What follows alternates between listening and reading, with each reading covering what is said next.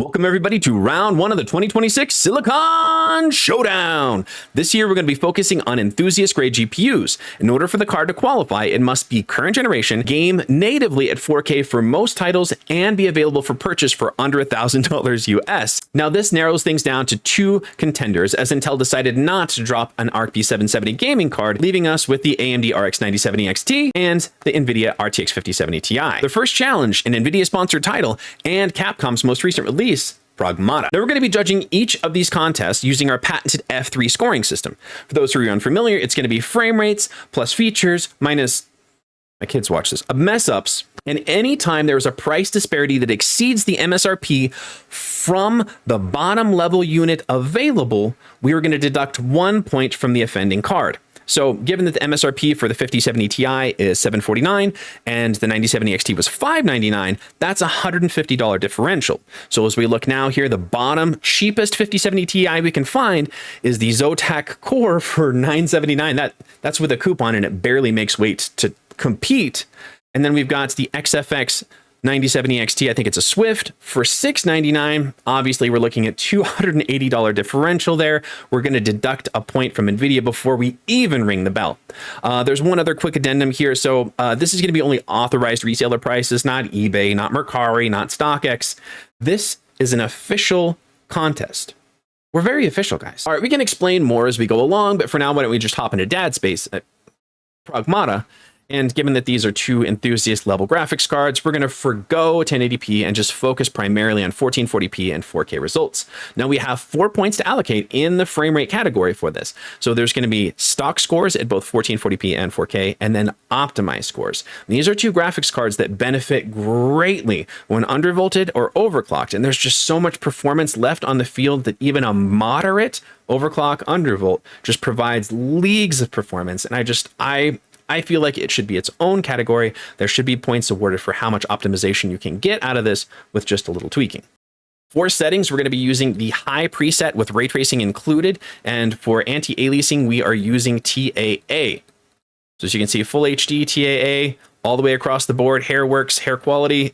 We did leave out for this any additional upscaling. There's going to be a separate, that's feature set points, not frame rates. This is raster with ray tracing because it looks so much better with just a little ray tracing, and it's not that inhibitive on the graphics cards. And even if it was inhibitive, like that's where the points come in. So why don't we go ahead and hop into those benchmarks? We're going to start with the stock scores, move over to optimized, and then we'll head into features, and then of course mess ups. All right, as we jump into some benchmarks for some positive points, we got a little side-by-side footage here. The RTX 5070 Ti recorded with shadow play is on the left, and the RX 9070 XT recorded with Radeon Relive is on the right. Now 1440p high settings with ray tracing enabled, the 9070 XT hops out to a 5.6% average lead, and then those 1% lows are much tighter. Now 4K, things get a lot closer. It is only a 2% lead averages for the 9070 XT, but the 1% lows, it's worth a point. It is 10% better than the Nvidia card. So it's a clean sweep for the 9070 XT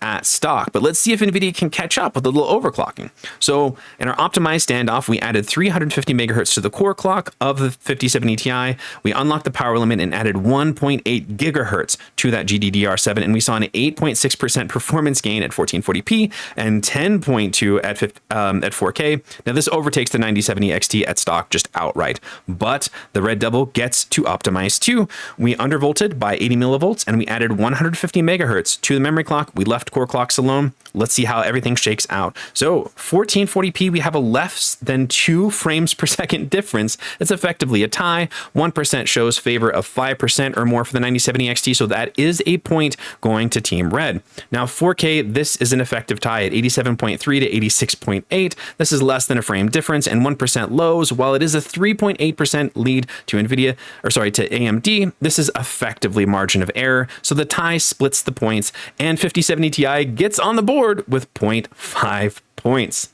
It's got some catching up to do as we get into features. Now for feature set. There's a lot to go into here, and multiple points may be awarded. I think we should kick things off with the thing we can't seem to escape, and that is upscaling. So both FSR4 and DLSS4 are both present, and while we can argue until the cows come home about like which upscaler is superior, given that we're not talking about FSR3 and older, I believe we're at some kind of parity here. So we're going to call this a tie. Both get 0.5 points. And congratulations, Nvidia, you are no longer in the hole. You have made it to 4-0. Now, the other big one here, path tracing. The 5070 Ti has it, and the 9070 XT does not. It is just a simple yes or no. You can technically get it with OptiScaler, but then you're using the DLSS inputs, and I think that's cheating. So we're going to give one more point to Nvidia. Now, both GPUs offer their frame generation, and both GPUs offer their proprietary frame generation latency reduction. So, I mean, that's kind of a wash there. I'm not going to assign any points for that.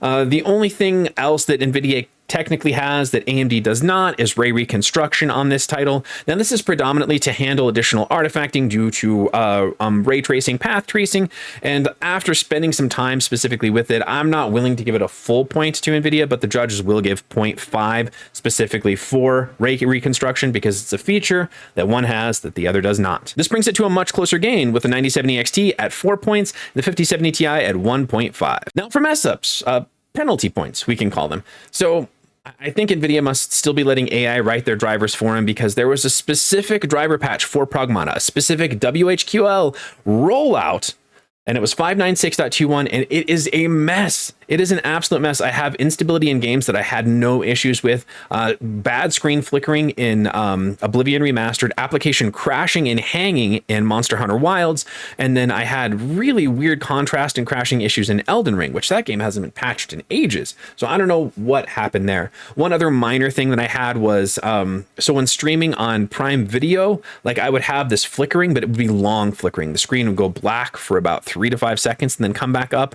Normally, once the video got going, it was okay, but actually initializing the video, it happened almost every time. Now, the AMD Adrenalin drivers, they haven't been a basket of kittens either. So we've had them since 26.3.1. That's the beginning of March, and there have been a host of issues that came packed in that. So primarily the Adrenalin software will crash or just disappear from your hidden icon tray, and the only way to bring it back is to either reboot or kill the process in Task Manager, and then you're tinkering in there, and like Windows just thinks it's running. You just can't see it, bro.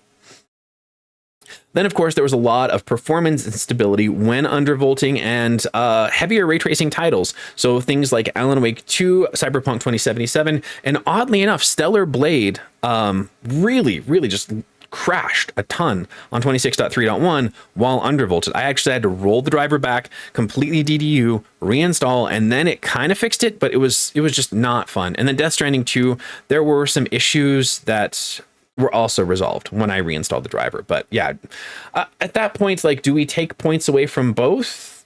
Yes, we do, because driver teams, get your poop in a group. So I'm going to take one away from both Gryffindor and Slytherin. Sorry, AMD and Nvidia. So that brings our score to 3 and 0.5 as we close this out. All right, our final score for our season opener kickoff premiere match, Go Sports Analogies, is 3 to 0.5, favoring the 9070 XT. So congratulations, AMD. You are our round 1 winner. Now, this is going to be a series for the rest of the year. As new games drop, we'll go ahead and update our score. We'll do an analytics for each and every game.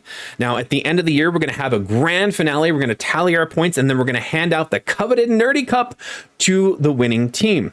Now, I can't guarantee that Lisa or Jensen will be in attendance to receive the trophy, but my people are talking with their people. Now, I realize that there are a lot of titles that were really awesome that have already dropped this year, and I mean, we're already midway through April, so we need to update that 2026 scoreboard. I 100% agree. So I have a top to bottom, so like MSRP to top tier 5070 Ti versus 9070 XT comparative coming in just a week or two, and we're going to go ahead and update that scoreboard then. So you're going to want to keep a sharp eye out for that. And the easiest way to do it is to subscribe to my channel. Leave a like on this video so more people see it. That will be huge for me. But I really think this is going to be a great series. We're going to track each game as it drops. And at the end, just like having that big, let's close the year out, I really think it's going to be fun for you, fun for me, fun for the channel. So yeah, if you enjoyed this content, if you learned something, if you like to hear me ramble and use sports euphemisms, I would really appreciate a like and a subscribe. I really, just an incredible community. I really